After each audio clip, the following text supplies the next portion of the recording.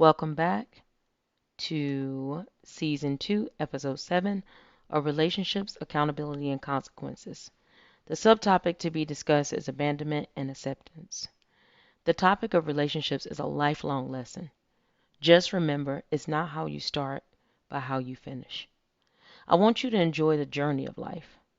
Often we rush to reach a destination, and once you arrive, it doesn't meet your expectations. Do you really know who you are? Do you know what you want? I know that you may have been hurt from the past, but it is time to let it go. You don't have to forget the past or the trauma, but learn from it. What lessons were learned from the trauma? What resolutions can be put in place to prohibit the behavior from reoccurring? When or if you are a child, some circumstances are beyond your control. But once you can take care of yourself, I urge you to do the work and heal the brokenness that has occurred throughout your life. You are special, loved, worthy, and enough. Be accountable for your happiness for the rest of your life. This is your life, and I want you to smile from the inside out. I used to cry often. For those of you that don't know, my mother is deceased, and the Um, and my only biological parent I have that's still living is my father. And I was blessed to have a great stepmother, which is just awesome. But I didn't know that abandonment was haunting my life. Every decision that I was making was based on issues that stemmed from abandonment. Abandonment can stem from the loss of someone you love. The individual or individuals can be alive or dead. It gave me anxiety and insomnia. I had to recognize that I can't control the actions of anyone but myself. I had to face the fact that my expectations of what love is and how it should feel aren't always reciprocated. I also had to accept that just as we are born, we die. So we must make the most of the time that God has given us on earth. And trust and believe me, it took me years, especially after losing my mom, for me to really accept that. You know, I don't think people understand the weight that grief has, and you never stop missing those persons. You just don't. And literally, when my mother had passed away, I felt like a part of me had went into the grave with her. It's like I felt like a part of my soul was torn from me, literally when she died. Especially as I watched her casket, get lowered into her vault. But I didn't realize I was still dealing with brokenness inside, things that my mom and I had experienced. We made amends before she died, and I spoke about this before.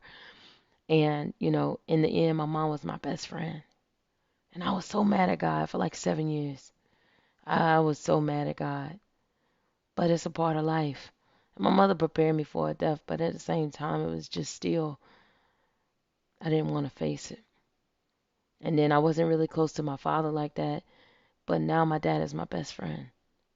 So I had to really, really, really dig into forgiveness, from my mother, from my father, so that I could honestly have healthy relationships with people that I love. I didn't know that abandonment haunted my life that much. Every decision that I was making was based on issues that stemmed, again, from abandonment. Every single thing. Unfortunately, generational pain has been handed down throughout many families.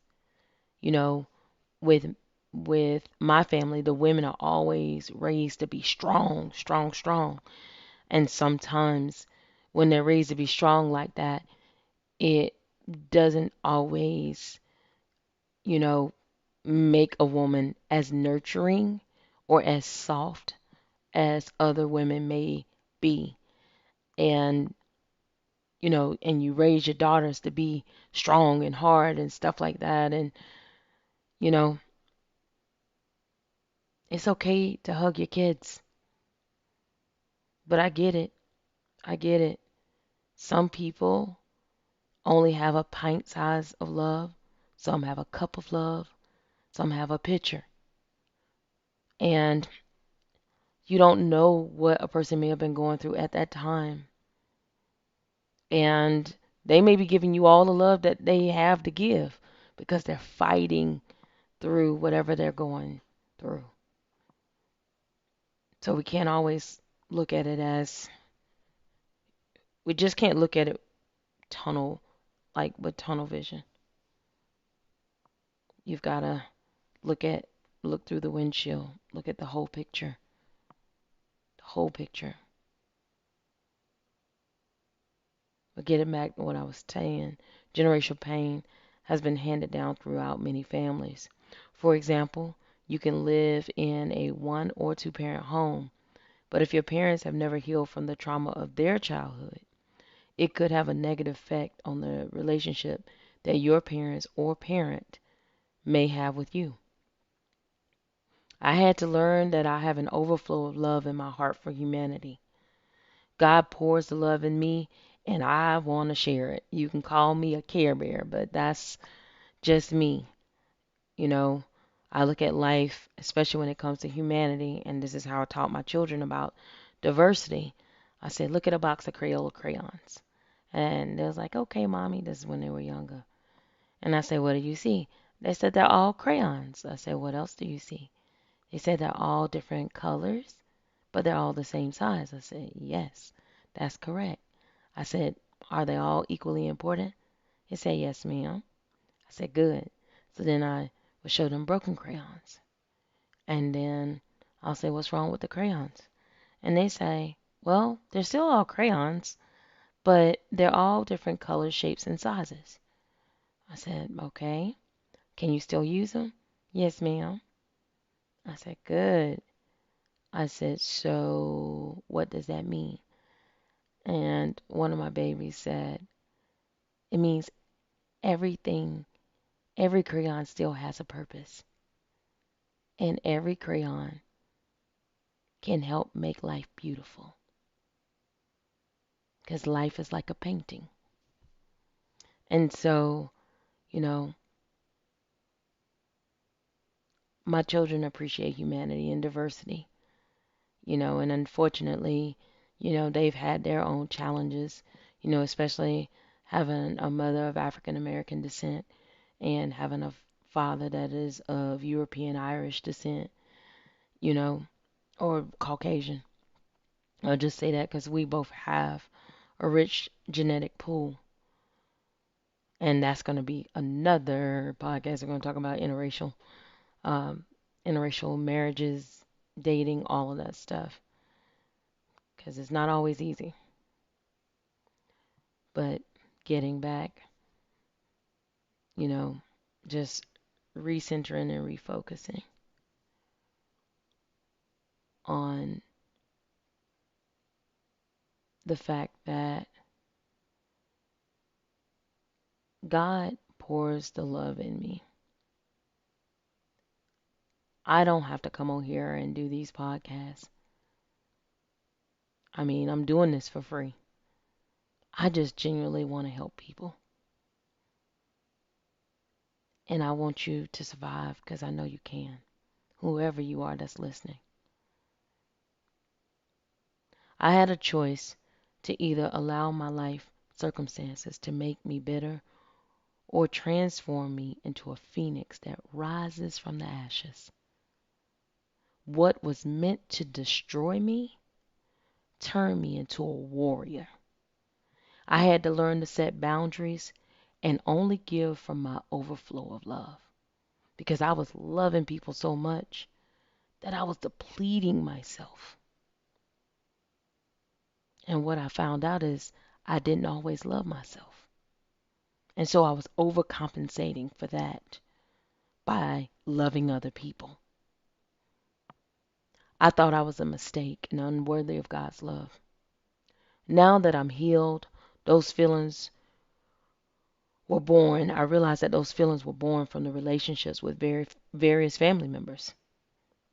A child is innocent, but being exposed to abuse, lack of healthy co-parenting, quality time from those that mattered the most to me left me feeling empty, scared, and afraid. As I stated in previous episodes, I had to decide to become the predator or remain prey. I am a fighter, and I wanted to live. It took me a long time to realize that I had to love all of me at every stage of life for me to heal. A lot of times when people be like, I'm on my healing journey, this, that, and the other, they forget that there's parts of them that have been suppressed because it's been so painful. But you've got to unlock that. You really, really do. I had to accept that harmful and hurtful things that happened to me. But I survived. I survived. And now I'm thriving. And I am able to help you too. If you're ready, if you are seriously ready to let go of the pain. Because pain in itself can be addicting too.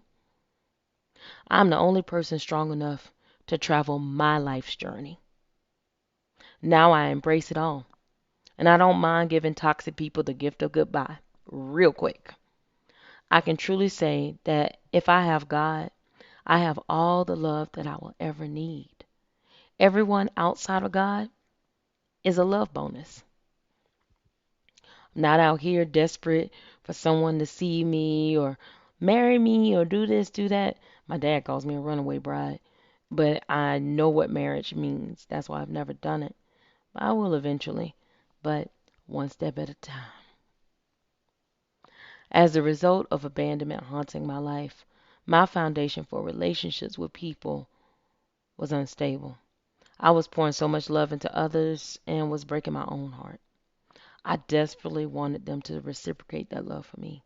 At one point, I gave so much of myself that I lost sight of who I was.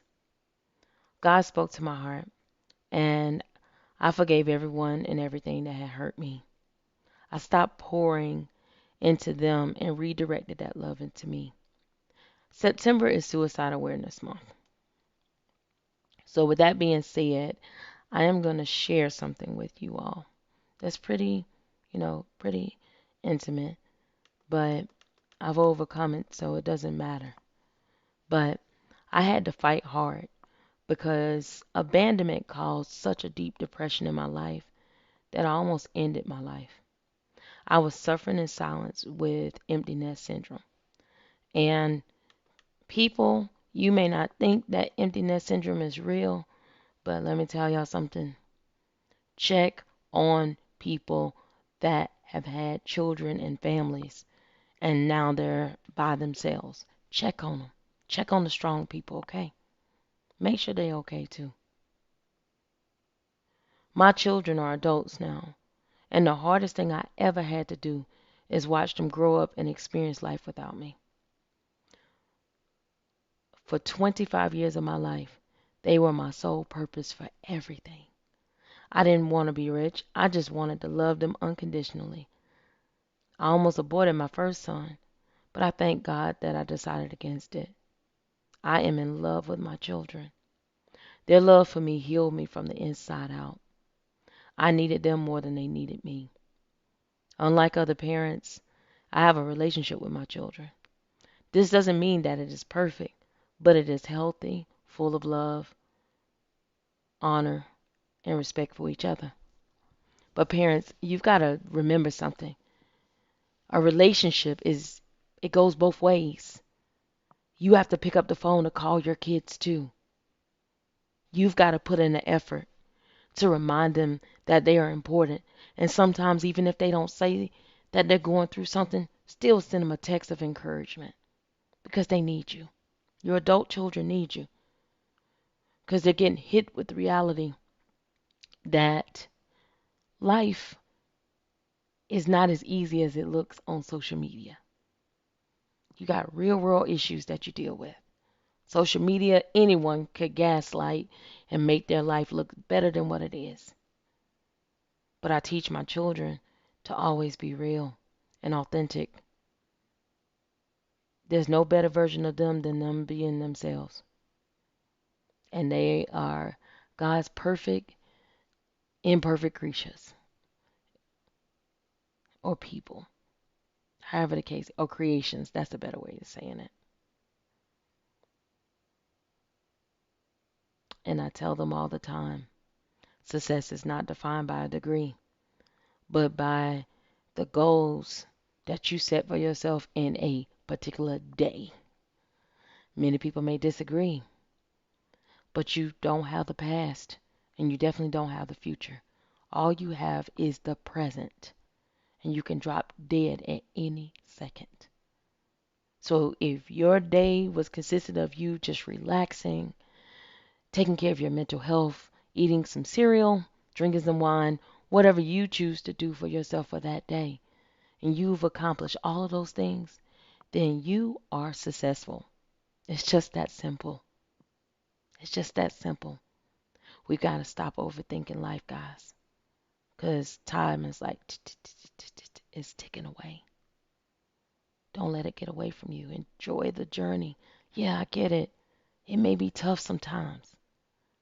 It may be tough, but at least you're here. Because a rich man and a poor man have the same destination. You both die. Neither of you can escape death. Both of you are going to either be in the ground or you're going to be cremated. These days, people get stuffed. I don't and memorialized. That's kind of creepy for me. But there's different ways of how people are, wanting their bodies disposed of. But anyways, in conclusion, abandonment issues caused me to make wrong choices. I was pregnant at 17, stayed in toxic relationships too long. I was a people pleaser, etc. It escalated during my fight with empty nest syndrome and would have taken my life. During this time, I realized that all the emotions that I had suppressed as a child unleashed and became a boogeyman in the closet.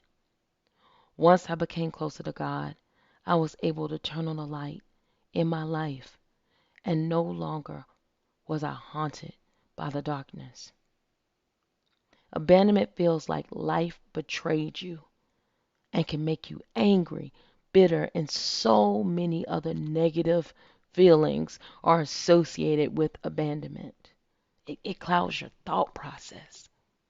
It'll make you feel like you the black sheep. It'll make you feel like you the odd man out. And the more negative you become, the more depressed you become. So let's turn that around, people. We got to. I want to let you know that I get it. I get it, y'all. I promise you I get it. I understand. But I want to remind you that you are so powerful. You are. But I need you to believe that. And I know what I'm getting ready to tell you next is going to be scary. But if you want to truly be healed, you're going to have to do this. You got to do this for you. Not for anybody else, but for you. I need you to unlock your mind and find every version of yourself that has felt abandoned and betrayed. I want you to embrace all of you.